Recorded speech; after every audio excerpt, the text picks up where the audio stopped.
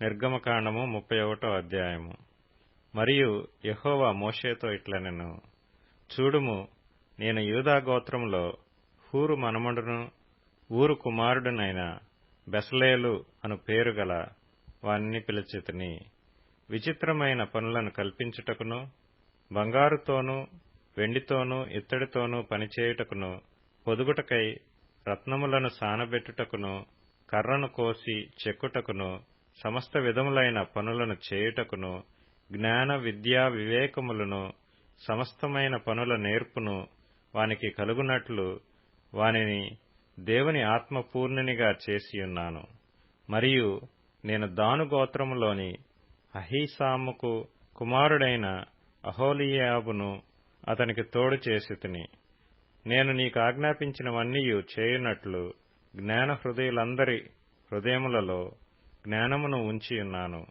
ప్రత్యక్షపు గుడారమును, సాక్ష్యపు మందసమును, దానిమీదనున్న కరుణాపీఠమును, ఆ గుడారపు ఉపకరణములన్నిటినీ, బల్లను, దాని ఉపకరణములను, నిర్మలమైన దీపవృక్షమును, దాని ఉపకరణములన్నిటినీ, ధూపవేదికను, దహన బలిపీఠమును, దాని ఉపకరణములన్నిటినీ, గంగాళమును, దాని పీటను, యాజక సేవ చేయునట్లు సేవా వస్త్రములను, యాజకుడైన అహరోను యొక్క ప్రతిష్ఠిత వస్త్రములను, అతని కుమారుల వస్త్రములను, అభిషేక తైలమును, పరిశుద్ధ స్థలము కొరకు పరిమళ ధూప ద్రవ్యములను నేను నీకాజ్ఞాపించిన ప్రకారముగా వారు సమస్తమును చేయవలెను.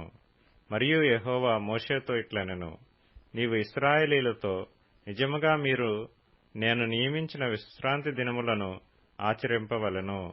మిమ్మును పరిశుద్ధపరచు యెహోవాను నేనే అని తెలుసుకొన్నట్లు అది మీ తరతరములకు నాకును మీకును గురుతగును. కావున మీరు విశ్రాంతి దినమును ఆచరింపవలెను. నిశ్చయముగా అది మీకు పరిశుద్ధము. దానిని అపవిత్రపరచువాడు తన ప్రజలలో నుండి కొట్టివేయబడును. 6 దినములు పనిచేయవచ్చును. 7వ దినము యెహోవాకు ప్రతిష్ఠితమైన విశ్రాంతి దినము. ఆ విశ్రాంతి దినమున పనిచేయు ప్రతివాడును తప్పక మరణశిక్ష నొందును. ఇశ్రాయేలీయులు తమ తరతరములకు విశ్రాంతి దినాచారమును అనుసరించి ఆ దినమునాచరింపవలెను.